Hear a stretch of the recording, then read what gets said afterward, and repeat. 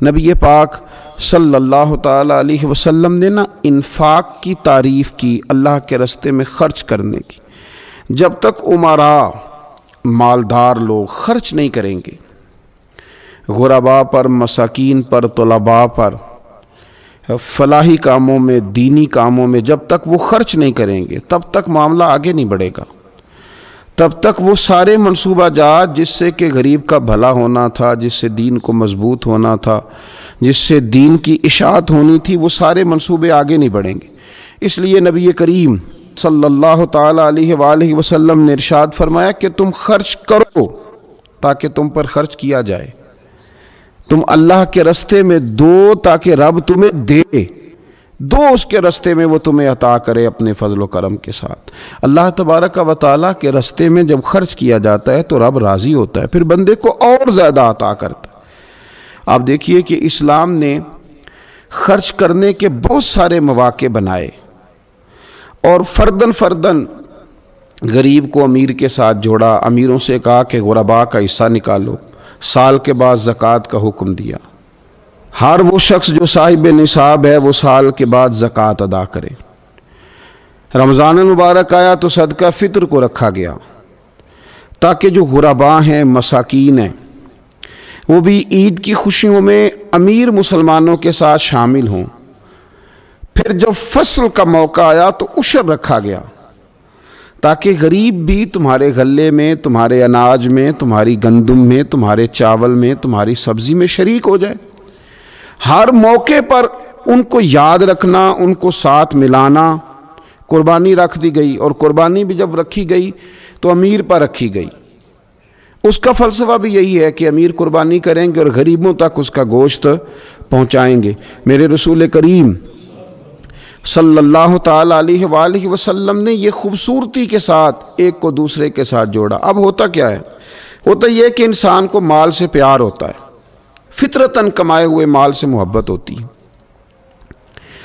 انسان بسا اوقات یہ سمجھتا ہے کہ بڑی مشکل سے تنکا کر کے، محنت کر کے، جد و جہد کر کے میں نے یہ مال جمع کیا ہے تو اب میں دے دوں۔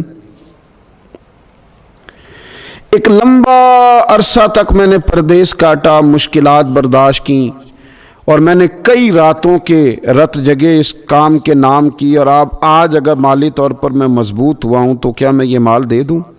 تو دیکھیے، اسلام ایک روحانی مذہب ہے، اس کی تعلیمات آفاقی ہیں۔ یہ ہمیں بتلاتا ہے کہ صرف فیصلہ وہ نہ کرو جو تمہاری آنکھوں سے نظر آ رہا ہے، کچھ چیزیں ایسی ہیں جو رب تمہیں اپنے فضل سے دے رہا ہے اور تمہاری ظاہری آنکھیں انہیں دیکھ نہیں رہی۔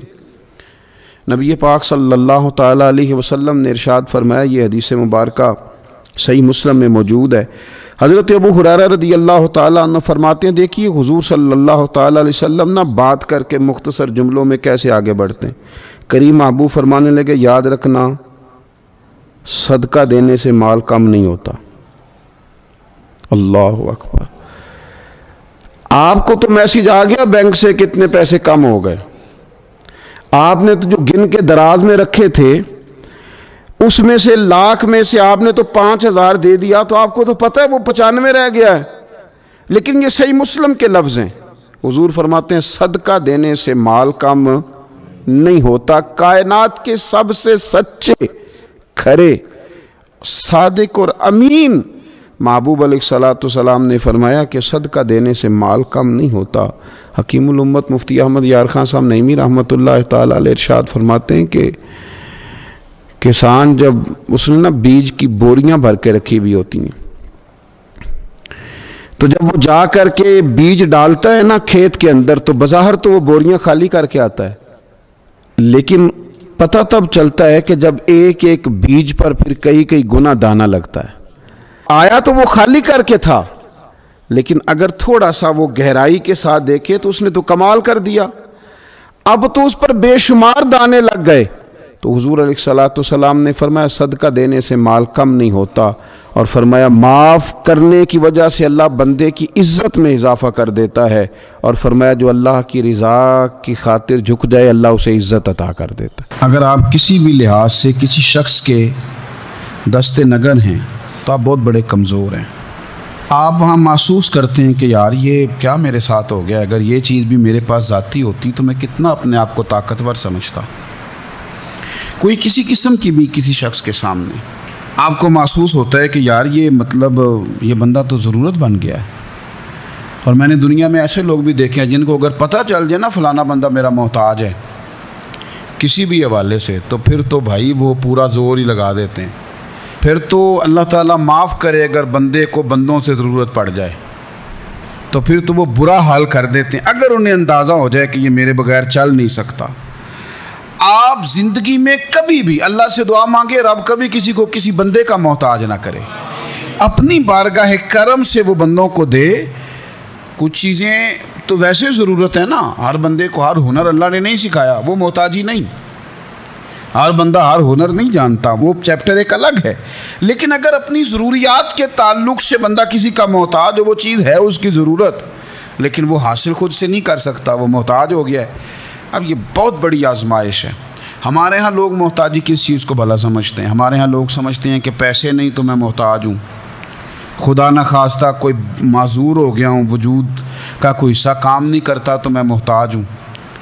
ہم سمجھتے ہیں کہ شاید میں کرائے کے مکان میں رہ رہا ہوں تو محتاج ہوں۔ ہم سمجھتے ہیں شاید میں کسی کا ملازم ہوں اس لیے محتاج ہوں۔ ہم سمجھتے ہیں شاید میرا کوئی بڑا عہدہ نہیں ہے تو مجھے کسی سے سفارش کرانی پڑتی ہے تو میں محتاج ہوں۔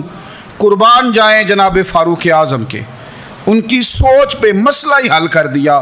آپ فرمانے لگے دو ہی چیزیں ہیں، دو ہی چیزیں جو بندے کو محتاج کرتی ہیں، باقی کوئی شے بھی محتاجی نہیں۔ حضور کون کون سی؟ فرمایا ایک ہرس بندے کو محتاج کر دیتی ہے، دوسرا لالچ بندوں کو دوسروں کا محتاج کر دیتا ہے۔ یہ دو ہی چیزیں محتاجی ہیں، اس کے علاوہ کوئی محتاجی نہیں۔ اگر آپ کبھی محتاج ہوں گے بھی تو وہ ایک وقت کے لیے، ایک ضرورت پڑے گی بھی تو ایک وقت کے لیے ختم ہو جائے گی۔ لیکن اگر آپ حریص ہیں، آپ کی جیب میں جتنے مرضی پیسے ہوں آپ کا پیٹ نہیں بھرتا، آپ کے نام جتنے مرضی پلاٹ ہوں آپ کا دل نہیں بھرتا، آپ کو جتنی مرضی آسانیاں مل جائیں آپ کی طبیعت ٹھہرتی نہیں۔ اگر آپ لالچی ہیں، آپ حریص ہیں، تو حضرت عمر کہتے ہیں پھر آپ محتاج ہیں، پھر آپ ہر بندے کے محتاج، پھر آپ کی نظروں میں بھوک ہے، پھر آپ کے ذہن میں بھوک ہے، پھر آپ کی طبیعت اور مزاج میں لالچ سرایت کر گیا، پھر آپ محتاج ہیں۔ اور اگر محتاجی سے بچنا چاہتے ہیں تو پھر اپنے رب پہ بھروسہ کرنا شروع کر دیں، پھر اللہ نے جو دیا اس پر راضی ہونا شروع کر دیں، پھر قناعت کی دولت کی طرف سفر کریں۔ فرماتے ہیں دو ہی چیزیں محتاجی ہیں، ایک لالچ محتاجی ہے، ایک ہرس محتاجی ہے۔ تو اپنی طبیعت کے اندر اگر شوق پیدا کر لیا جائے راہ خدا میں خرچ کرنے کا، ذوق بنا لیا جائے، ہمارا یہ ذہن بن جاتا ہے کہ یہ بھی میرے پیسے، یہ بھی میرے پیسے، وہ کونے میں میری جائیداد، یہ میرا مکان، وہ میرا بینک بیلنس، یہ میرے جانور، یہ میرا مال تجارت، یہ میرے کھیت کھلیان۔ میرے محبوب نے فرمایا تیرے تین ہی مال ہیں، ایک تو نے کھا لیا ہے، ایک تو نے پہن لیا، ایک تو نے راہ خدا میں خرچ کر لیا، باقی تو وارثوں کا ہے۔ وارثوں کے مال کے بارے میں اس قدر زیادہ توجہ رکھنا، اس قدر زیادہ ذہن بنا کے رکھنا، تو اللہ تبارک و تعالیٰ کی راہ میں خرچ کرنے کا جو شوق ہے، حضور صلی اللہ علیہ وسلم نہ اس کی نصیحت کرتے۔ نبی پاک صلی اللہ تعالی علیہ وسلم کے سامنے نا حضرت اسماء بنت ابی بکر صدیق خرچ کر رہی تھی، اللہ کے راستے میں دے رہی تھی، تو سرور کائنات صلی اللہ تعالی علیہ وسلم نے فرمایا اسماء خرچ کرو پر گنا نہ کرو، گن گن کے اللہ کے راستے میں خرچ نہ کرو ورنہ رب بھی تمہیں گن گن کے دے گا۔ فرمایا تم اس کے راستے میں اس کی راہ سے کچھ بچا کے نہ رکھو تو رب تعالیٰ بھی جب تمہیں دے گا نا تو پھر بے حساب ہی عطا فرمائے گا۔ گن گن کے یوں احتیاط کر کے دے کے پریشان ہو کے راہ خدا میں خرچ نہ کیا جائے، بلکہ اللہ تبارک و تعالیٰ کے راستے میں دیا جائے اور مالک کے حضور اس کی رضا کے لیے خرچ کیا جائے اللہ تعالیٰ کے بندوں پر۔ حضور صلی اللہ تعالیٰ علیہ وآلہ وسلم کی جو عادات جن کی وجہ سے کائنات میں میرے محبوب پاک علیہ الصلوۃ والسلام کے روز ڈنکے بجتے ہیں، حضور کی نعتیں پڑھی جاتی ہیں، ان میں حضور علیہ السلام کی ان خوبصورت عادات میں سے ایک عادت ہے حضور کا سخی ہونا، کریم ہونا۔ لب واں ہیں، آنکھیں بند ہیں، پھیلی ہیں جھولیاں، کتنے مزے کی بھیک تیرے پاک در کی ہے۔ نبی پاک صلی اللہ تعالی علیہ وآلہ وسلم ارشاد فرماتے ہیں، حضور کا شوق دیکھیے خیرات کرنے کے تعلق سے۔ ہمارے ہاں یہ ہوتا ہے کہ بعض اوقات جیسے جیسے پیسہ بڑھتا جاتا ہے ویسے ویسے لوگوں کے اندر بخل آتا ہے، کنجوسی آتی ہے۔ بعض لوگ اللہ ماشاءاللہ وہ خیرات کرنے کی طرف اس طرح توجہ نہیں کرتے جس طرح کہ ان کا منصب انہیں حکم دیتا ہے یا ان کا منصب انہیں اس طرف قائل کرتا ہے۔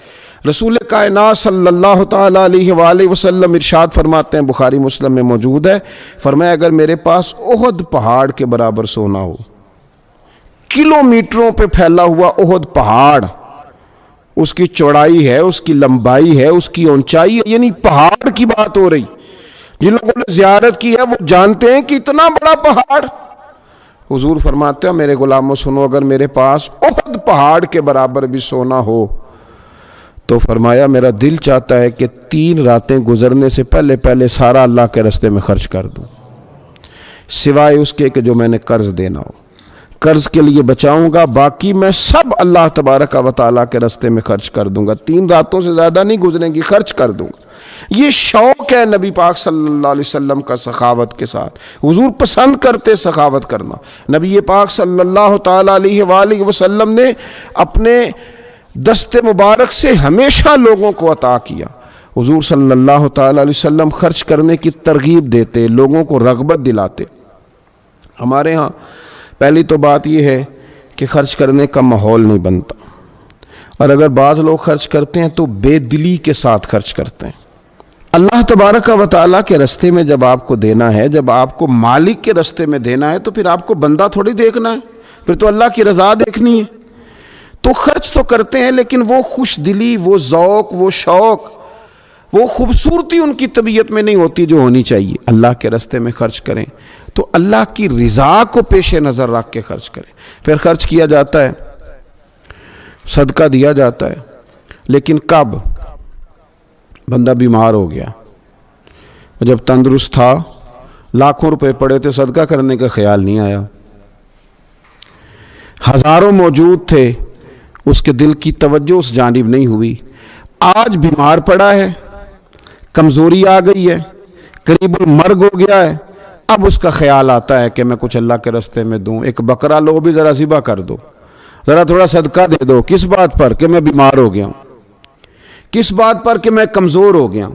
اگر آپ صحت کے عالم میں صدقہ کرتے اللہ کو راضی کرنے کے لیے تو وہ کیا خوب تھا۔ وہ ہمارے ایک بزرگ ہیں تو فرمایا کرتے ہیں کہ میں نے جب خرچ کرنا شروع کیا تو میرے ذہن میں ایک بات آئی، اس نے مجھے ابھارا کہ میں اللہ کے راستے میں زیادہ خرچ کروں۔ میرے ذہن میں یہ بات آئی کہ یار جتنا میں اپنے والدین کی طرف سے خرچ کر رہا ہوں نا، میری اولاد بھی میرے بعد اتنا ہی خرچ کرے گی، تو کیوں نہ ایسا ہو کہ ان کے حقوق پورے ادا کر کے، ان کی آسانیوں کا خیال کر کے، جو اللہ تعالیٰ نے مجھے اپنے فضل سے زیادہ دیا ہے اس میں سے میں اللہ کے راستے میں خرچ کروں۔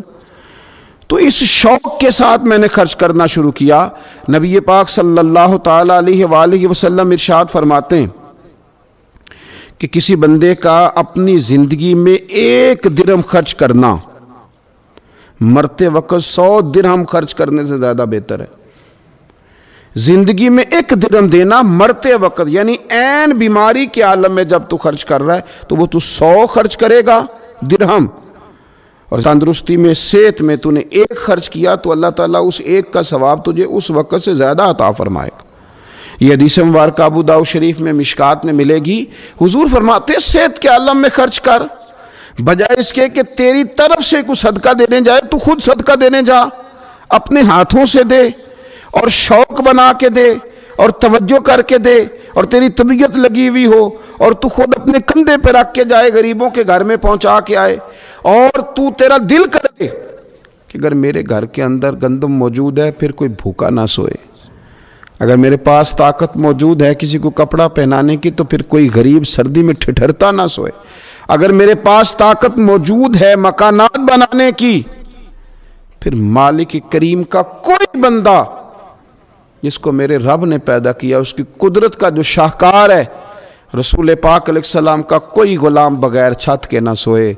اگر میرے پاس طاقت ہے تو پھر میرا حال تو یہ ہونا چاہیے نا کہ کسی غریب کی بیٹی اس لیے نہ بیٹھی رہے کہ اس کے پاس جہیز کوئی نہیں، یوں نہ ہو کہ میرے گھر کے اندر تو آدھا کھانا کھایا جائے اور آدھا ضائع کیا جائے، لیکن بہت سارے لوگ ایسے ہیں جو رات کو ترس ہیں کہ کچھ مرضی کا من پسند مل جاتا تو پیٹ بھر کے کھا لیتے۔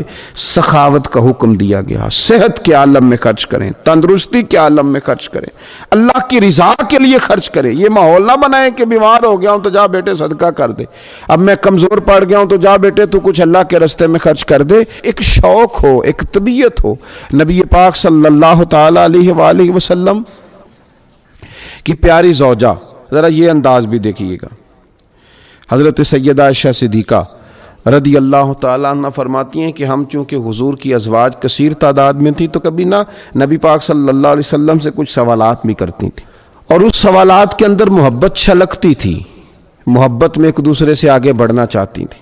حضرت عائشہ صدیقہ رضی اللہ تعالیٰ عنہ فرماتی ہیں کہ ہم نے عرض کی یا رسول اللہ صلی اللہ تعالیٰ علیہ وسلم، ہم میں سے سب سے پہلے آپ سے آ کے کون ملے گا؟ اس سے مراد ہے وصال کے بعد سب سے پہلے ازواج مطہرات میں آپ سے کون آ کے ملے گا؟ تو حضور صلی اللہ علیہ وسلم نے فرمایا لمبے ہاتھوں والی۔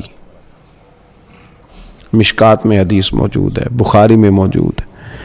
حضرت عائشہ صدیقہ کہتی ہیں حضور نے فرمایا وہ جو لمبے ہاتھوں والی ہے نا، میری اہلیہ، میری زوجہ، مومنوں کی ماں، وہ ملیں گی۔ تو کہتی ہیں حضرت سودا رضی اللہ تعالیٰ عنہ کے ہاتھ لمبے تھے، قد بڑا تھا، تو ہماری نظر یہ تھی کہ حضرت سودا کے بارے میں حضور نے فرمایا کہ وہ ملیں گی، لیکن کہتی ہیں کہ وہ تو ہمیں بعد میں پتہ چلا جب حضرت زینب رضی اللہ تعالیٰ عنہ کا وصال ہوا تو سمجھ آئی کہ لمبے ہاتھوں سے مراد ہاتھوں کا لمبا ہونا نہیں، صدقہ اور خیرات زیادہ کرنا۔ وہ لمبے ہاتھوں والی تھی، مومنوں کی ماں، خرچ کرتی تھی، خیرات کرتی تھی۔ شارحین حدیث نے لکھا ہے کہ وہ اپنے ہاتھوں سے کھالیں رنگتی تھیں پھر بیچتی تھیں، اپنے لیے نہیں۔ ان کا نان نفقہ تو حضور کے ذمے تھا، اپنے لیے نہیں۔ ان کو تو صحابہ کرام علیہم رضوان وہ ساری ذمہ داریاں حضور کے بعد بھی ادا کر رہے تھے جو حضور سید عالم صلی اللہ تعالی علیہ وسلم کے حقوق رب تعالیٰ نے رکھے، لیکن وہ اپنے دست مبارک سے محنت کرتی، کھالیں رنگتی اور اپنی اولاد پر، مسلمانوں پر خرچ کرتی، ان کا شوق تھا۔ تو کریم محبوب علیہ السلام نے فرمایا یہ مجھ سے سب سے پہلے آ کے ملیں گی۔ حضور کے بعد ان کا وصال سب سے پہلے ہوا حضرت زینب رضی اللہ تعالیٰ عنہ کا۔ او بھائی، اس میں بھی ایک لطیف اشارہ ہے، اس میں بھی ایک خوبصورت اشارہ ہے کہ حضور کا قرب پانے کے لیے سخی ہونا بھی ضروری ہے۔ رسول پاک علیہ السلام کی بارگاہ ناز کے قریب ہونے کے لیے سخاوت کا مزاج ہونا بھی ضروری ہے۔ انسان کے دل کا، اس کی طبیعت کا، اس کے مزاج کا سخی ہونا ضروری ہے، اس لیے کہ اس نے رسول پاک صلی اللہ تعالی علیہ وآلہ وسلم کے قریب جانا ہے۔ اعلیٰ حضرت بریلوی رحمۃ اللہ تعالی نے لکھا ہے، فرماتے ہیں اللہ کے محبوب علیہ الصلوۃ والسلام اچانک مسجد میں تشریف لائے اور نماز کا وقت ہو گیا، اقامت کہہ دی گئی۔ سرور کائنات صلی اللہ تعالی علیہ وسلم نے نا اقامت کہیں جا چکی تھی، پر حضور باوجود اس کے گھر چلے گئے، تھوڑی دیر کے بعد واپس آئے۔ اب ظاہر ہے صحابہ کے دلوں میں سوال تھا کہ اقامت ہو چکی تھی، حضور کہاں تشریف لے گئے؟ تو حضور نے فرمایا میں مسجد آیا تو میرے دل میں خیال آیا کہ گھر میں تو چند دینار پڑے ہوئے ہیں، تو میں نماز پڑھانے سے پہلے گیا ہوں نے اللہ کے راستے میں خیرات کیا، پھر تمہیں آ کے نماز پڑھائی۔ یار اپنا شوق بنائیں۔ آپ یقین کریں کہ بہت سارے لوگ ہیں جو بہت سارے لوگوں کا خیال رکھ سکتے ہیں، لیکن ہماری نظر اپنے سے اٹھتی نہیں، ہم اپنے آپ سے سوچنا شروع کرتے ہیں، اپنے اوپر ختم کر لیتے ہیں۔ اگر بہت زیادہ بڑھ کے سوچیں گے تو اپنی اولاد کا سوچیں گے۔ ذہن بنائیں سخاوت کا، اور رمضان شریف میں خاص کر کے توجہ کریں۔ آپ مساجد کا خیال کریں، مدارس کا خیال کریں، اور خوب خیال کریں، خوب خیال کریں، اور غرباء کا خیال کریں، مساکین کا خیال کریں، کمزور لوگوں کا خیال کریں۔ قرآن مجید فرقان حمید میں اللہ تبارک و تعالی نے فرمایا ہے اپنے بندوں کو اپنی عبادت کی طرف توجہ دلائیے، اپنے بندوں کے دلوں میں عبادت کا شوق، ذوق اور نظریہ پیدا فرمایا ہے۔ فرمایا یا ایھا الناس اعبدوا ربکم الذی خلقکم، اے ایمان والو، اے لوگو، اپنے اس رب کی عبادت کرو جس نے تمہیں پیدا کیا ہے، والذین من قبلکم، اور ان لوگوں کو بھی پیدا کیا ہے جو تم سے پہلے تھے، تمہیں عبادت کا نفع یہ ملے گا لعلکم تتقون، کہ تم پرہیزگار ہو جاؤ گے۔ عبادت اس لیے کرو کہ اللہ نے تمہیں پیدا کیا ہے، اور اس لیے کہ تم سے پہلے لوگوں کو بھی اللہ نے پیدا کیا ہے۔ اور پھر ارشاد فرمایا کہ الذی جعل لکم الارض فراشا، وہی رب ہے جس نے تمہارے لیے زمین کو فرش بنایا ہے، والسماء بناء، اور آسمان کو چھت بنایا، وانزل من السماء ماء فاخرج به من الثمرات رزقا لکم، زمین کو فرش بنایا، آسمان کو چھت بنایا، پھر آسمان سے پانی برسایا جس کے ذریعے پھل نکالے، اور وہ بھی کسی اور کے لیے نہیں، رزقا لکم، تمہارے رزق کے لیے، وہ بھی تمہارے رزق کے لیے۔ یہ ساری نعمتیں تمہیں دی ہیں، اب فلا تجعلوا للہ اندادا، اب تم اللہ کے ساتھ کسی کو شریک نہ بناؤ، وانتم تعلمون، اور تم جانتے بھی ہو، تمہیں خبر بھی، تمہیں پتہ ہے کہ عبادت اللہ کی کرنی چاہیے، تمہیں پتہ ہے کہ نماز پڑھنی چاہیے، تم جانتے ہو کہ نوافل ادا کرنے چاہیے، تمہیں پتہ ہے کہ سجدے آنکھیں بند کر کے جھوٹ کی زندگی جی کے، اپنے ساتھ بددیانتی کر کے، دھوکہ دے کے اپنے آپ کو دائیں بائیں، اپنے آپ کو کہیں مصروف رکھ کے کچھ وقت ضائع تو کر لیتے ہو، پر تمہیں پتہ تو ہے نا کہ عبادت اللہ کی کرنی، تمہیں اس کی خبر ہے۔ فرمایا اس رب کی، دیکھیں نا، انسان پر اگر کوئی شخص نیکی کر دیتا ہے، احسان کر دیتا ہے، تو انسان اس کے سامنے پھر گردن نہیں اٹھا سکتا، یار یہ میرے مشکل وقت کا دوست ہے، اس نے میرے ساتھ نیکی کی ہے، کبھی بھی گردن نہیں اٹھائے گا، جھکا کے رکھے گا۔ تو اگر عام کوئی نیکی کر دے تو اس کے سامنے انسان کبھی گردن نہیں اٹھاتا، تو جو رب ساری نعمتیں عطا فرمائے، جو کہے کہ تیری تخلیق میں نے کی، تجھ سے پہلوں کو بھی پیدا میں نے کیا، تیرے لیے زمین کا بچھونا بھی میں نے بچھایا، آسمان کی چھت بھی میں نے لگائی، تیرے لیے زمین سے ساری اناج کو، پھل کو، کھیتیوں کو نکالا بھی تیرے لیے، اب تو اس طرح کر کہ تو میری عبادت کر، تو میری بارگاہ میں جھک جا۔ بہت سارے نشے لوگوں کو لگے ہوئے ہوتے ہیں، ہر آدمی کوئی نہ کوئی نشہ کرتا ہے، کوئی دولت کا کرتا ہے، کوئی شہرت کا کرتا ہے، کوئی اپنی تعریف کا نشہ کرتا ہے، دو چار لوگوں سے تعریف سن کے مطمئن ہو جاتا ہے۔ ناراض تو نہیں ہو گیا اس جملے سے آپ؟ کرتے ہیں لوگ دولت کا نشہ بھی، یہ جب نقصان ہوتا ہے تو بندے بیمار نہیں ہو جاتے، پیسے ڈوب جاتے ہیں تو لوگ بیمار نہیں ہو جاتے، تو اس کا مطلب یہ ہوتا ہے کہ نشہ ٹوٹ گیا ہے۔ اب بہک ہوئے ہیں نا تھوڑے سے تو کانپتے ہیں، تڑپتے ہیں، پریشان، نشہ ہی اسی طرح ہی کرتا ہے نا، نہیں ملتا تو پریشان ہوتا ہے۔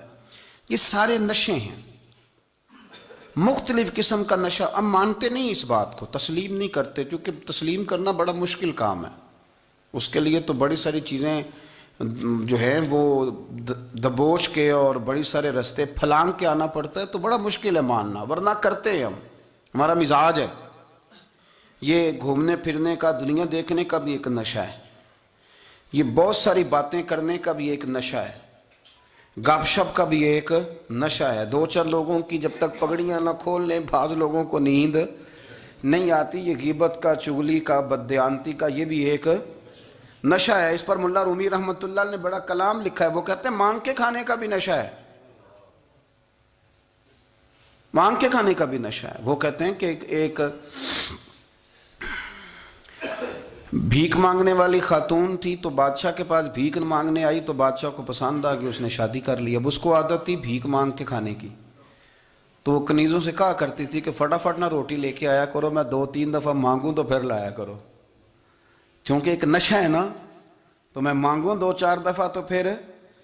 تو انسان بہت سارے نشے کرتا ہے، یہ مانتا نہیں، یہ موبائل، یہ فیس بک، یہ سارے نشے ہی ہیں۔ اپنی فوٹو لگا لینا، سارا دن اسی کو دیکھتے رہنا، اور بڑے بڑے سیانے بندے جو وزادار ہیں، بڑے وزادار لوگ ہیں، لیکن وہ بھی سنجیدگی کے قائل نہیں، اس طرح کے نشوں کا شکار ہیں۔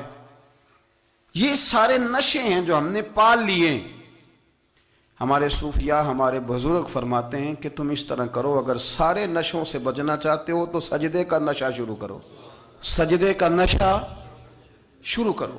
یہ نا اقبال کہتے ہیں عطار ہو، رومی ہو، رازی، آپ بات کو سمجھیں، عطار ہو، رومی ہو، رازی ہو، غزالی ہو، کچھ ہاتھ نہیں آتا بے آہ سحر گاہی۔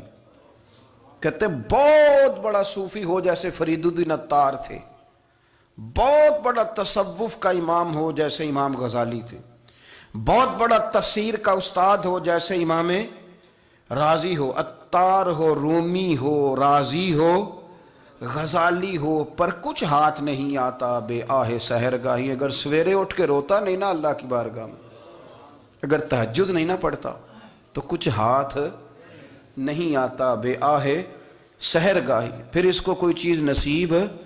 میری بات کی سمجھ آ رہی ہے آپ حضرات؟ جب تک آپ سویرے نہیں اٹھتے، آپ اللہ اللہ نہیں کرتے، آپ کو نوافل کا چسکا نہیں، عبادت کا مزہ نہیں، فرمایا میری عبادت کرو، یہ شوق پیدا کرو، میں نے تمہیں پیدا کیا ہے۔ ہم لوگوں کے نشے، مختلف نشے، بڑا عجیب رنگ ہے۔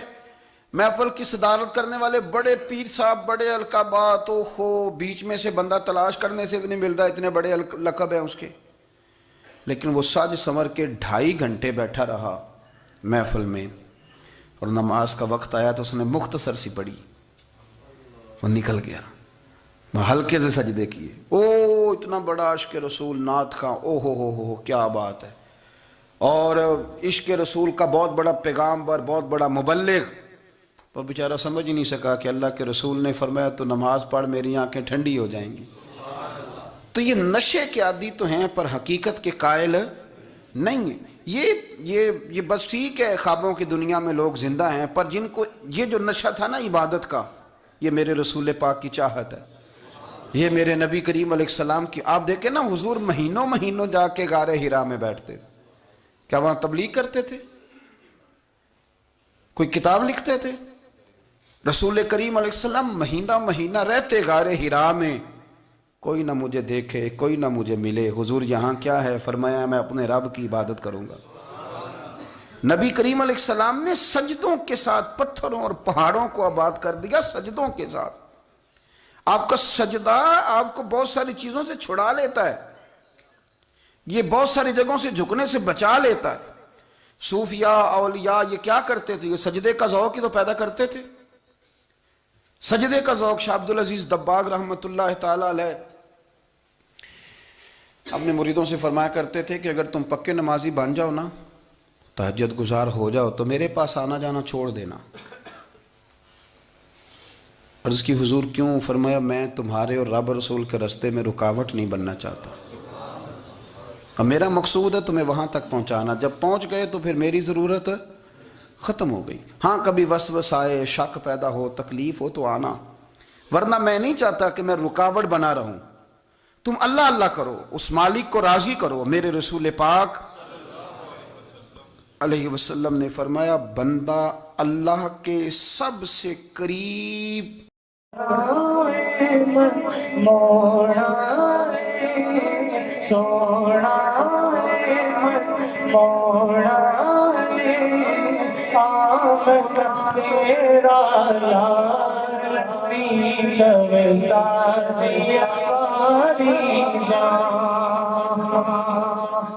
اپنی رب کی بولی بول سن کے مٹھڑے بول دیڑیو من میرا پیا ڈول، من میرا پیا ڈول۔ ہاتھ بلند کر کے تیریاں کیا باتاں، تیریاں کیا باتاں، تیریاں کیا باتاں۔ اس وقت ہوتا ہے جب وہ سجدے کی حالت میں ہوتا ہے۔ کس کے قریب ہوتا ہے؟ اللہ کے سب سے قریب ہوتا ہے۔ وہ بڑا نیڑے ہے رب کے، بڑا قریب ہے، اس لیے کہ وہ حالت سجدہ میں. وہ جب سجدے کرتا ہے نا اس کی بارگاہ میں جب جھک جاتا ہے. آپ ذرا سجدے کی کیفیت دیکھیں نا.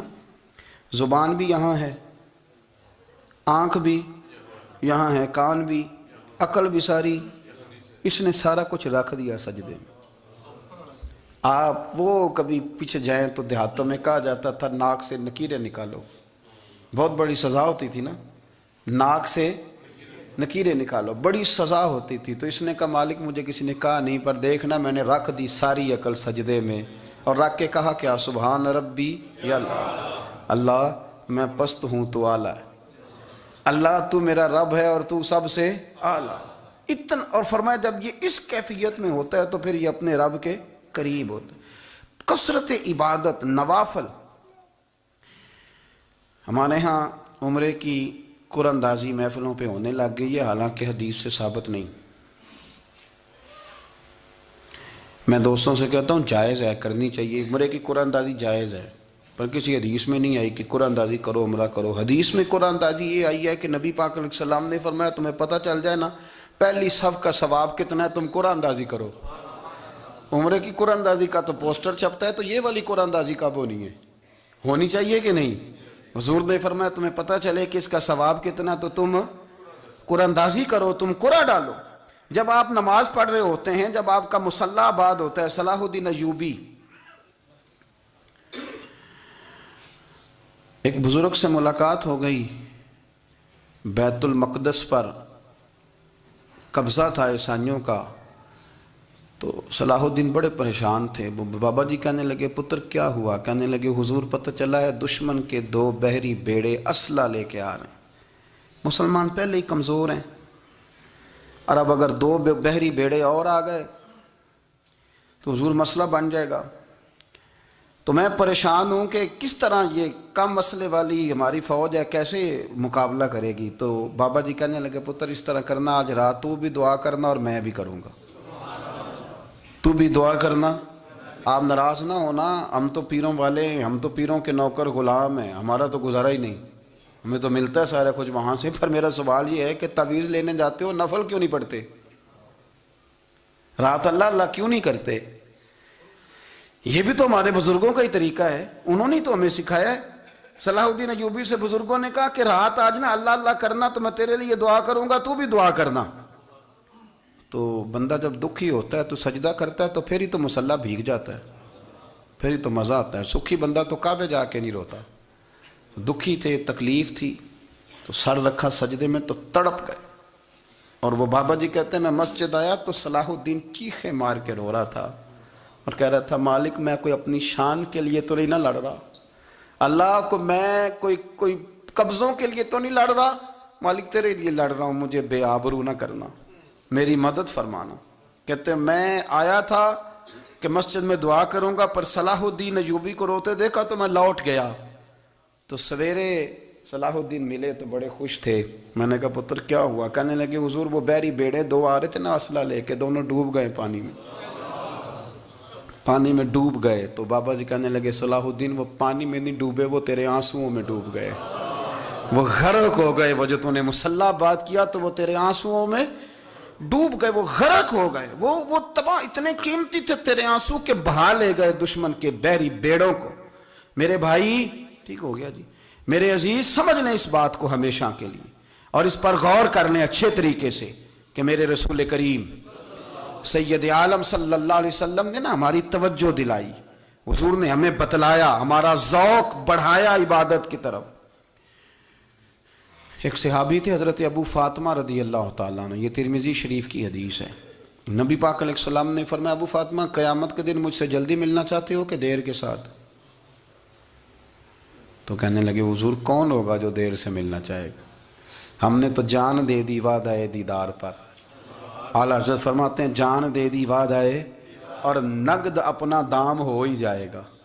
مجھے لگتا ہے کہ یہ سودا نقد و نقد ہو جانا ہے, چونکہ ہم نے جان دے دی وعدہ دیدار پر. آپ نے وعدہ کیا تھا کہ مریں گے تو پھر زیارت ہوگی, تو مر گئے ہم زیارت کی خاطر.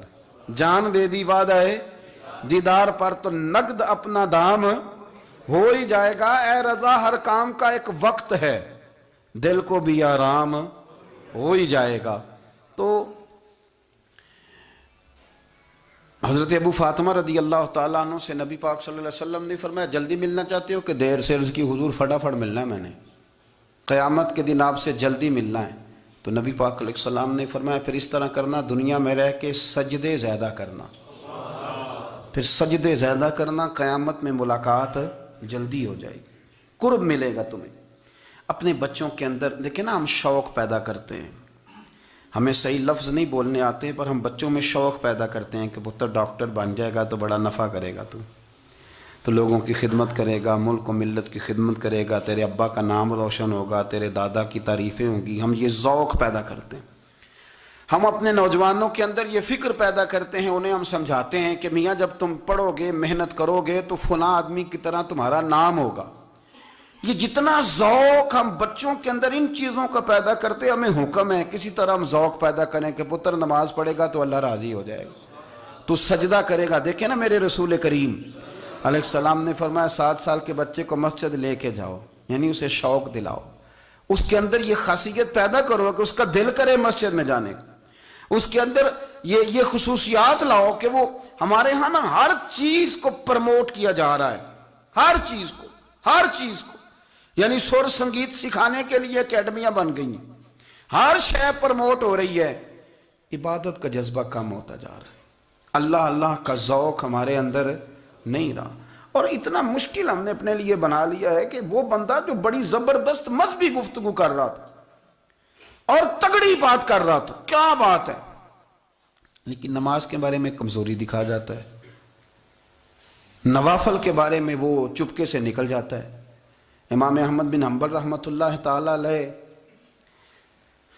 مسند امام احمد بن حنبل 14 جلدوں میں ہے مارکیٹ میں، اور مجھے تو خیر پسند ہی بڑی ہے، میں نے تو کئی دفعہ پڑھی ہے، اور کیا بات ہے امام احمد بن حنبل کی، کیسے تگڑے قسم کے محدث تھے اور اللہ نے کتنا انہیں اعزاز عطا فرمایا ہوا تھا۔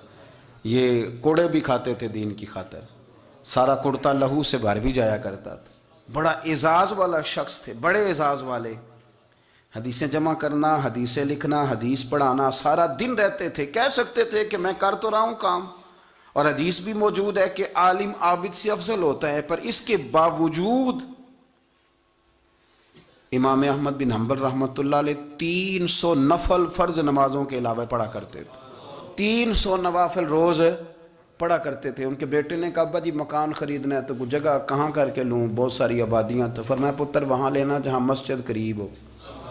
میرے رسول کریم سید عالم صلی اللہ علیہ وسلم اتنا پسند کرتے مسجد کو، اتنا پسند کرتے نماز کو کہ رسول کریم صلی اللہ علیہ وسلم تہجد کی نماز بھی پڑھتے، پھر حضور فجر کی نماز بھی پڑھتے، نبی پاک وتر کو الگ کر کے پڑھتے، عشاء کے ساتھ نہیں پڑھتے۔ یہ تو ہم اس لیے اجازت دی ہمارے بزرگوں نے کہ بعد میں اٹھے گا کون علیحدہ وتر پڑھنے کے لیے، عشاء کے ساتھ پڑھ لے، وتر پڑھتے، تہجد پڑھتے، فجر پڑھتے، اشراق پڑھتے، چاشت پڑھتے، پھر مغرب کی نماز کے بعد 6 رکعت اوابین پڑھتے، پھر رات کو صلاۃ اللیل پڑھتے۔ سیدہ عائشہ صدیقہ کہتی ہیں زمانہ سو جاتا اور میرے رسول مصلی بچھا کے کھڑے ہو جاتے، او یار کھیتی باڑی کر کے نہیں، محنت مزدوری کر کے نہیں۔ جناب عائشہ کہتی ہیں میں یہ بھی دیکھتی کہ حضور ایک آیت شروع کرتے تو ساری رات اسی کو پڑھتے، اور میری نظر جاتی تو قدم مبارک پہ ورم آ جاتا۔ یار نماز پڑھ کے اتنی مشقت کر کے، اتنی جد و جہد کر کے ورم آ گیا، یا رسول اللہ اتنی محنت کیوں کرتے ہو؟ فرمایا افلا اکون عبدا شکورا، کیا میں اپنے رب کا شکر گزار بندہ نہ بنوں؟ صحابہ کا ذوق عبادتوں کا، ریاضتوں کا، تلاوتوں کا، طبیعت ہے ان کی، وہ ایک دوسرے کو، حضرت مولا علی شیر خدا کرم اللہ تعالی وجہہ الکریم کے زمانے میں روم کے بادشاہ نے کہا یار یہ مسلمانوں کا پتہ تو کرو، یہ آخر کیوں اتنے زیادہ مجاہد ہیں؟ اس زمانے میں جاسوس بھیجنے کا مزاج تھا، اب تو جاسوس پکڑا جاتا ہے، اب تو جاسوس، اور جاسوسی کا شوق ویسے آج بھی ہے۔ عرض کروں تھوڑی سی بات اس عنوان سے، پتہ کیا ہمارا مسئلہ ہے؟ ہم جہاں جاتے ہیں نا وہاں تھوڑی خوشبو سونگنے کی کوشش کرتے ہیں، وہ کیا ہے تو یہ کیا ہے تو ادھر کیا ہے تو تھوڑا سا ادھر کیا ہے۔ میرے رسول پاک پڑھیے درود شریف، سارے پڑھیے ذرا زور سے، صلی اللہ تعالی۔ نبی پاک علیہ السلام نے فرمایا جاسوسی نہ کرنا ورنہ تم بندوں کو خراب کر دو گے، اور فرمایا اس طرح نہ ہو کہ تم کسی کے اب کھول نہ نکلو تو تمہارے پہلے کھول جائیں. یہ جو ذوق ہے نا یہ ختم کریں، چھوڑیں. مطلب آپ کس چکر میں پڑے ہوئے ہیں؟ اتنی زیادہ توجہ کرنے کی کیا ضرورت ہے؟ نے کام سے کام رکھیں، اس میں بندہ تھوڑا سا نا آسان رہتا ہے. یہ جو بہت زیادہ ٹٹولنے والے لوگ ہوتے ہیں نا وہ بیچارے پھر عمر ٹٹولتے ہی گزار دیتے ہیں، اس لیے کہ مزاج ہی بہت پکا ہے. بوری کا منہ کھول کے اندر تک ہاتھ ڈالنا تو پھر کئی دفعہ سامنے سے بچھو بھی لڑ جاتا ہے، خرابی ہوتی ہے. تو جاسوسی کی جاتی تھی. اس نے بھی جاسوس بھیجے کیونکہ قبیلوں کے لوگ تھے، کچھ مسلم کچھ کافر، پہچانے نہیں جاتے تھے لوگ. تو کچھ لوگ اس نے بھیجے، انہوں نے آ کے نا تحقیق کی، ریسرچ کری کہ آخر ماجرا کیا ہے. تو واپس جا کے انہوں نے رپورٹ دی نا روم کے بادشاہ کو. اس رپورٹ کا ایک جملہ بڑا شاندار ہے. وہ کہنے لگا بادشاہ ہمیں مسلمانوں کی کوئی سمجھ نہیں آئی، ہمیں کوئی سمجھ نہیں آئی. انہوں نے کہا کیوں نہیں سمجھ آئی؟ کہنے لگے یار عجیب بندے ہیں، جب رات مسلح پہ بیٹھتے ہیں تو یوں لگتا ہے ان کا دنیا سے رشتہ ہی کوئی نہیں، کوئی کسی کو نہیں جانتا. کوئی اپنے دکھ سنا کے رو رہا ہے، کوئی اپنی بات کر کے رو رہا ہے، لگتا ہے کہ ان کا کوئی رشتہ ہے ہی نہیں جب مسلح پہ بیٹھتے ہیں. اور فرمایا جب سویرے یہ جہاد کرنے نکلتے ہیں تو لگتا ہے ان سے زیادہ دلیر ہی کوئی نہیں. حالانکہ جو مسلحوں پہ رونے دھونے کے لوگ ہوتے ہیں وہ کئی دفعہ جہاد میں کام نہیں کرتے، لیکن عجیب لوگ ہیں کہ رات کے راہب ہیں دن کے مجاہد ہیں، کوئی سمجھ نہیں آتی. میرے عزیز ان لوگوں نے مسلح آباد کر کے رکھا، تلاوتیں ان کا ذوق رہی، منظر روز پڑھنا، اسباق پڑھنا، وظائف پڑھنا، یہ ان کا ذوق رہا. اعلیٰ حضرت بریلوی رحمت اللہ نے 1000 کتاب لکھی ہے، لیکن الوظیفۃ الکریمہ کے نام سے جو وہ صبح و شام وظائف پڑھتے تھے وہ الگ انہوں نے ان کو بیان کیا، پابندی کے ساتھ اپنی اللہ اللہ کرتے تھے. شیخ شہاب الدین سہروردی رحمت اللہ علیہ، اس پر ایک بندے نے اعتراض کیا. اس نے کہا جی آپ کس قسم کے صوفی ہیں، مرید بیٹھے ہیں اور آپ وہاں نفل پڑھ رہے ہیں؟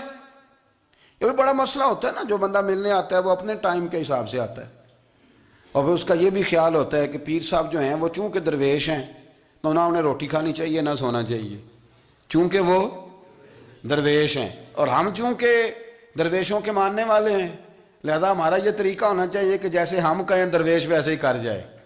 حالانکہ جس کو آپ درویش کہیں گے آپ اس کی مانیں گے، آپ منوائیں گے نہیں، تو ہمارا مزاج ہوتا ہے. شیخ شہاب الدین پر لوگوں نے اعتراض کی، حضور لوگ ملنے آئے ہیں، زیارت کرنے آئے ہیں، یہ بندے دعا کرانے آئے ہیں، اللہ اللہ کرانے آئے اور آپ نفل پڑھ رہے ہیں. کیا جملہ ہے، کیا حسن ہے، کیا خوبصورتی ہے.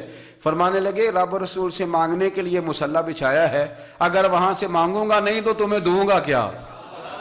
پہلے مجھے کچھ لے تو لینے دو، اگر میرے پلے کچھ ہے ہوگی تو آگے دوں گا نا. تو میں مانگنے گیا تھا کہ یا اللہ دے، تیرے بندے لینے آئے دے، تو میں کچھ لوں گا تو آگے دوں گا نا. لیکن ہمارا یہ سٹیٹس، یہ مزاج، یہ شعور نہیں ہے. گپیں، کہانیاں، داستانیں، گفتگو، خطابت، واز، کیا بات. لیکن اگر کچھ کرنے کا کام ہو تو وہ نہیں ہم سے ہوتا. میرے نبی کریم علیہ السلام نے مصلی سے دل لگانے کا درس دیا، حضور نے توجہ دلائی. صحابہ اس ذوق کے حامل لوگ تھے، وہ کوشش کرتے تھے. جناب صدیق اکبر رضی اللہ تعالیٰ عنہ کا عبادت کا مزاج ہمیشہ قائم رہا. حضرت عمر فاروق ساری رات اللہ کے حضور کھڑے رہے. حضرت عثمان غنی رضی اللہ تعالیٰ عنہ عشاء کی نماز پڑھ کے 2 رکعتوں کی نیت باندھتے تھے، 15 سپارے پہلی رکعت میں پڑھ دیتے تھے اور 15 سپارے قرآن مجید کے دوسری رکعت میں پڑھ دیتے تھے. آپ نے نا حضرت عمر فاروق کے وصال کے بعد ان کی ایک بیوہ سے نکاح کیا. حضرت عثمان غنی نے نکاح کیا. وہ خاتون آپ کے نکاح میں آئیں تو عرض کرنے لگی امیر المومنین میرے لیے اعزاز تو بہت ہے کہ میں امیر المومنین کی بیوہ تھی تو امیر المومنین کی منکوحہ ہو گئی ہوں، لیکن حضور نہ تو میں جوان ہوں کہ میرے اندر رغبت ہوتی اور نہ میں اب اس قابل ہوں کہ کوئی خدمت کر سکوں، میرے ساتھ نکاح کی وجہ کیا بنی؟ تو عثمان غنی رو پڑے. فرمانے لگے میں نے عمر فاروق کو مسجد میں اپنے رب سے ڈرتے ہوئے دیکھا ہے، میں نے اسے روتے ہوئے دیکھا ہے، عدل کرتے دیکھا ہے، انصاف کرتے دیکھا ہے، امت کی خیر خواہی کرتے دیکھا. تمہارے ساتھ نکاح اس لیے کیا ہے کہ تم مجھے یہ بتاؤ کہ عمر فاروق گھر کے اندر اپنے رب کو کیسے راضی کرتے تھے، گھر کے اندر کیسے راضی کرتے تھے، وہ طریقے بتلاؤ، تم بتاتی جانا اور میں بھی اسی طرح گھر میں عبادت کروں. میرے رسول کریم علیہ السلام نے ارشاد فرمایا، حضور فرمانے لگے جس گھر میں اللہ کا ذکر ہوتا ہے وہ گھر زندوں کا ہے. اور جس گھر میں رب کریم کا ذکر نہیں ہوتا وہ گھر زندوں کا نہیں ہے۔ گھر نا ہم نا کتابوں میں پڑھتے ہیں کہ ایک بزرگ کہتے ہیں، حضرت فضیل بن ایاز کہتے ہیں کہ میں ایک گلی سے گزر رہا تھا تو گھر کے اندر کسی قاری صاحب نے قرآن کی آیت پڑھ دی، ولی من خاف مقام ربہ جنتان، میں تے میرے کانوں سے ٹکرائی تو اللہ نے میری کایا ہی پلٹ دی، میں توبہ کر گیا۔ اب گھر کے اندر سے آواز آئے تو صحیح نہ تلاوت کی، پر اندر سے آواز آتی نہیں، یا ڈیک بجنے کی آواز آتی ہے، یا ٹی وی چلنے کی آواز آتی ہے، یا دھوم مچانے کی آواز آتی ہے۔ عبادت کا وہ جو خاص شوق تھا، وہ جو حسن تھا، وہ جو توانائی تھی، وہ جو بات تھی۔ ایک جگہ پہ ہم بیٹھے تھے تو وہاں ایک صاحب آئے اور انہوں نے آتے ہی کہا کہ مہربانی کریں ذرا مجھے مصلی دے دیں، میرے نہ کچھ نفل رہ گئے۔ تو میں نے وضو کر لیا تو کوئی مصلی مل جائے، مصلی انہیں دے دیا گیا، وہ مصلی لے کے چلے گئے تو پیچھے ایک صاحب نے تبصرہ کیا، کہنے کتنا ریاکار بندہ ہے، لوگوں کو دکھا رہا ہے کہ میں نفل پڑھتا ہوں، ہے کو بات کرنے والی۔ میں نے اسے کہا، میں نے کہا تو مہربانی کرنا اس طرح کی ریاکاری تو بھی کر، پکڑ مصلی اور جا تو بھی تھوڑی ریاکاری کر کے آ، اٹھ ذرا شکر کر، کوئی یہ ریاکار بھی ملا ہے، کوئی نفل پڑھ کے ریاکاری کر رہا ہے۔ اللہ کا میں کہتا ہوں کو پڑھے تو صحیح نہ، یہ کوئی دور ہے نفل پڑھنے کا؟ اس میں تو لوگوں کا مزاج ہی نہیں، طبیعت ہی نہیں۔ میں نے کہا چل مہربانی کر، یہ لے مصلی اور تو بھی جا تھوڑی سی یا کر یا ریاکاری کرو تو صحیح نا، مزاج ہی نہیں، ذوق۔ جمعے کی نماز پڑھ کے یوں دنیا بھاگتی ہے، او ہو پتہ نہیں کون سی پیچھے آگ تھی جو بجھائی جائے گی۔ اور آج تک لوگ مسئلہ پوچھ رہے ہیں کہ جمعے کی بعد والی سنتیں کتنی ہوتی ہیں۔ میں نے کہا کتنے سال ہو گئے جمعہ پڑھتے، کتنے سال ہو گئے، ابھی تک سنتوں کا نہیں پتہ، ابھی تک نے علم کے پہلے کتنی رکھتے ہیں اور بعد میں کتنی رکھتے ہیں۔ فجر کی سنتیں کب پڑھنی چاہیے؟ سنو فجر کی سنتوں کے بارے میں۔ میرے رسول کریم سید عالم صلی اللہ تعالی علیہ وسلم سے ایک صحابی نے پوچھا تھا، حضور میری فجر کی سنتیں رہ گئیں یا رہ جاتی ہیں تو حکم کیا ہے؟ کیا انداز ہے حضور کا؟ بخاری مسلم کے لفظ سنو، حضور سید عالم صلی اللہ علیہ وسلم فرمانے لگے، اس نے کیا پوچھا تھا، حضور جواب کیا دیتے؟ فرمایا فجر کی سنتیں کبھی نہ چھوڑنا، فجر کی پہلی 2 سنتیں کبھی نہ چھوڑنا۔ یا رسول اللہ صلی اللہ تعالی علیہ وسلم میری رہ گئی ہیں، رہ جاتی ہیں۔ فرمایا فجر کی 2 سنتیں نہ چھوڑنا، فرمایا فجر کی پہلی 2 سنتیں مجھے دنیا اور دنیا کے اندر جو کچھ ہے وہ سب سے زیادہ پیاری ہے۔ فجر کی 2 سنتیں دنیا اور دنیا میں جو کچھ ہے مجھے وہ سب سے زیادہ پیاری ہیں، اس لیے فجر کی سنتیں نہ چھوڑنا۔ اپنا ذوق، اپنی طبیعت، ہم نے نا ذوق غلط بنا لیا ہے۔ اگر 20 بندے کہہ بھی دیں گے تو نے بڑی شاندار تلاوت کیا تو کیا اس سے بنے گا؟ 100 بندہ کہہ بھی دے تیری کیا بات ہے، کیا بات ہے نعت خاں کی، کیا بات ہے علامہ صاحب کی، پیر صاحب کی، پیر مہر علی شاہ صاحب رحمت اللہ علیہ۔ آپ تشریف فرما تھے تو آپ کے ایک ہی بیٹے بابو جی جن کو کہا جاتا ہے، جس دن صاحبزادے پیدا ہوئے تو خادم نہ وہاں سے نکلا۔ ان لوگوں کے شوق اور طرح کے تھے نا، تو ان کی توجہ بھی اپنے شوق کی طرف رہتی۔ تو خادم نکلا اندر سے، پیر صاحب مبارک ہو، پیر صاحب مبارک ہو، پیر صاحب مبارک ہو، پیر صاحب مبارک ہو، شور کر رہا ہے۔ تو پیر صاحب کو وجد ہو گیا، اللہ اکبر اللہ اکبر اللہ، او کیا ہوا، کس بات کی مبارک دے رہے ہو؟ عرض کی حضور اللہ نے بیٹا دیا ہے۔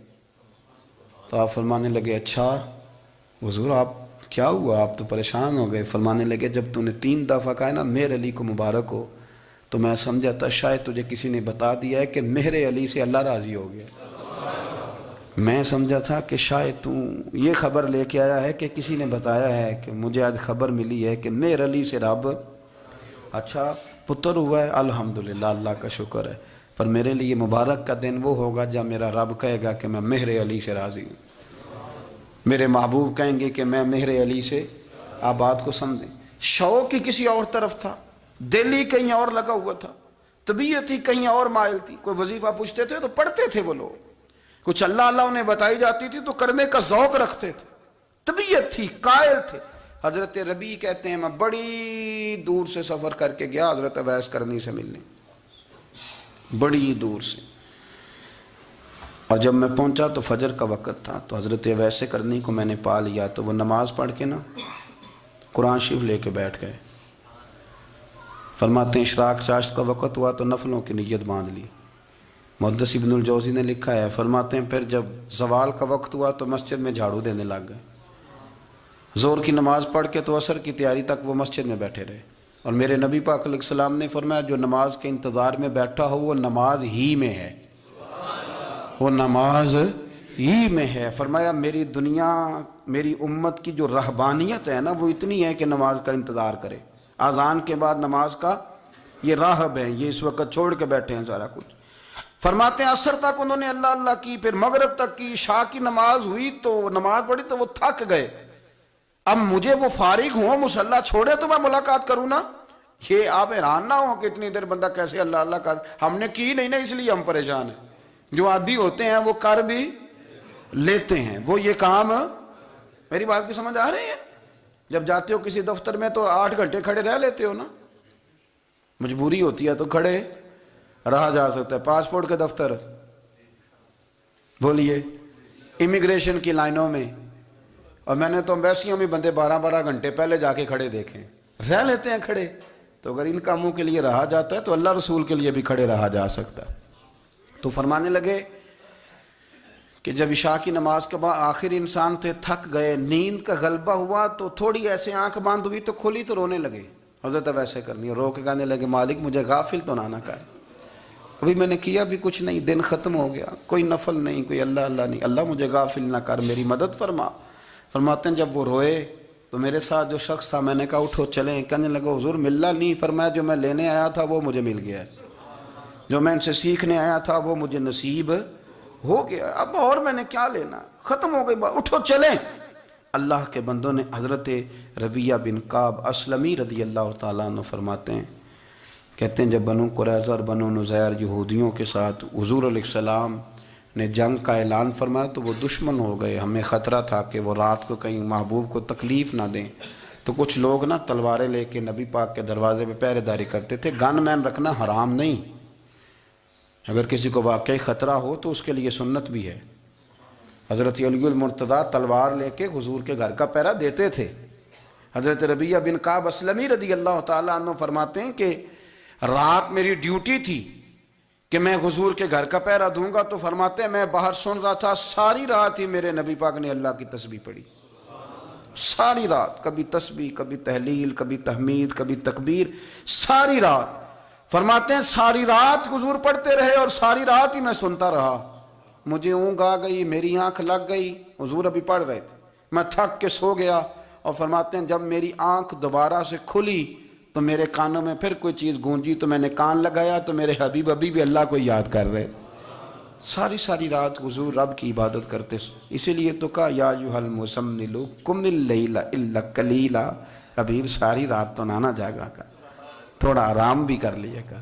میرے بھائی اپنا مصلی، اپنی عبادات، اپنے وظائف، اللہ اللہ جو آپ نے کسی سے سیکھی ہے اس کو کبھی کمزور نہ ہونے دیں۔ شجرہ شریف جو کسی بزرگ سے آپ لے لیتے ہیں تو کیا رسم ہے کوئی؟ اس پہ کچھ لکھا ہوتا ہے، وہ پڑھنے کے لیے دیا جاتا ہے، اس پہ لکھا ہوتا ہے کہ یہ اللہ اللہ آپ نے کرنی ہے۔ ساری زندگی کسی اسکول میں داخل ہو گئے اور وہاں جا کے آپ نصاب ہی نہ پڑھیں، کتاب ہی نہ کھولیں تو پاس ہو جائیں گے؟ تو کہتے ہیں میں 20 سال جاتا رہا ملا کچھ نہیں، تو آپ نے لیا کیا ہے؟ ایک اتنی سی کتاب تھی، اس کو تو کھول کے آپ دیکھ نہیں سکے، اس کے وظائف تک تو رسائی نہ ہوئی، اس لیے کہ اللہ اللہ کرنا مشکل ہے اور تصویر کھنچانا یہ آسان کام ہے۔ تو جو آسان ہے اس طرف ہماری توجہ لگی رہتی ہے اور جو مشکل ہے اس طرف ہم ذوق پیدا نہیں کرتے۔ یا ایھا الناس اعبدوا ربکم الذی خلقکم والذین من قبلکم لعلکم تتقون، اے لوگوں اس رب کی عبادت کرو جس نے تمہیں پیدا کیا اور تم سے پہلوں کو پیدا کیا، اس لیے عبادت کرو کہ تم پرہیزگار ہو جاؤ گے۔ مالک سمجھنے کی توفیق عطا فرمائے۔ انسان نے اپنا اپنا معیار عزت کے لحاظ سے چن لیا ہے۔ کچھ لوگ یہ سمجھنے لگے ہیں کہ شاید بہت زیادہ لوگ جس کو جانے وہ آدمی بڑا عزت والا ہوتا ہے، حالانکہ بدنام جو ہوں گے تو کیا نام نہ ہو۔ کیا بات ہے۔ کچھ لوگ سمجھتے ہیں کہ بہت زیادہ پیسہ ہو تو پھر انسان عزت والا۔ کچھ کا خیال یہ ہے کہ جس کو سارے لوگ رستہ چھوڑ کے سٹیج پہ لے جائیں وہ شاید زیادہ باعث عزت ہے۔ لوگوں نے اپنے اپنا معیار بنایا، لیکن یاد رکھنا اللہ تبارک و تعالیٰ نے ساری عزتیں اپنے محبوب کے قدموں کے ساتھ وابستہ ہیں۔ سبحان اللہ۔ آپ دین کو چھوڑ کر عزت حاصل کر نہیں سکتے، عزت ساری دین کے ساتھ وابستہ ہے۔ میری بات پہ توجہ کریں آپ حضرات، اور تھوڑی دیر آپ بات کو سمجھیں گے. میں اتنی دیر بات کروں گا جتنی دیر محسوس کروں گا کہ آپ میری بات کو سمجھ رہے ہیں. سبحان اللہ سبحان اللہ. یہ کوئی پابندی نہیں ہے کہ اس کو بات کو بڑا کھینچ کے کرنا ہے. اعلیٰ حضرت رحمۃ اللہ نے لکھا ہے جس نے لوگوں کا وقت ضائع کیا اس نے بھی حساب دینا ہے. اللہ اللہ اللہ اللہ. تو کوئی بات اس لیے بار بار نہیں دہرائی جائے گی کہ گھنٹہ یا سوا گھنٹہ پورا کرنا ہے. بات ایک آپ سے عرض کرنی ہے, جو عنوان میرے ذمہ لگایا گیا اس پر کچھ بات عرض کرنے کی کوشش کرنی ہے. یہ یاد رکھیں کہ انسان جتنی مرضی بھی ملمہ سازی کر کے اپنے آپ کو بڑا کرنے کی خود کوشش کرتا ہے نا, وہ اتنا پیچھے ہٹتا جاتا ہے. عزت وقار یہ ہے ہی اللہ کے پاس, اور اللہ جس کو چاہتا ہے عطا فرماتا ہے. بابا بے شک. ساری دنیا مل کے کسی شخص کو باعزت کرنا چاہے تو کر نہیں سکتی, اور سارے لوگ مل کے کسی کو رسوا کرنا چاہے تو کر نہیں. ہمارے ہاں نا بہت زیادہ جھوٹ آ گیا, بہت زیادہ. نفس نے جب تک غلبہ کیا نا لوگوں پہ تو عجیب و غریب سی کشمکش ہے, نہیں سمجھ نہیں آتی.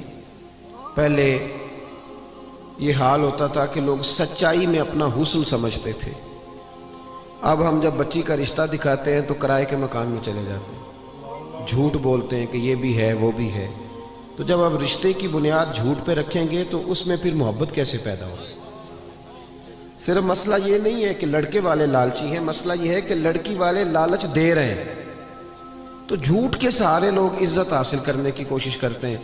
ابھی میں محفل میں آیا تھا تو ہمارے نقیب نے آپ کو یہ دعوت دی بھائی نے کہ آپ اٹھ کے استقبال کریں. میری یہ رائے ہوتی ہے, میری یہ رائے ہے کہ اٹھ جانا ہی تو خالی ادب کا نام نہیں نا جی. کیا بات ہے. جو دل سے ادب کرتا ہے وہ نہ بھی اٹھے تو پھر بھی ادب والا ہی.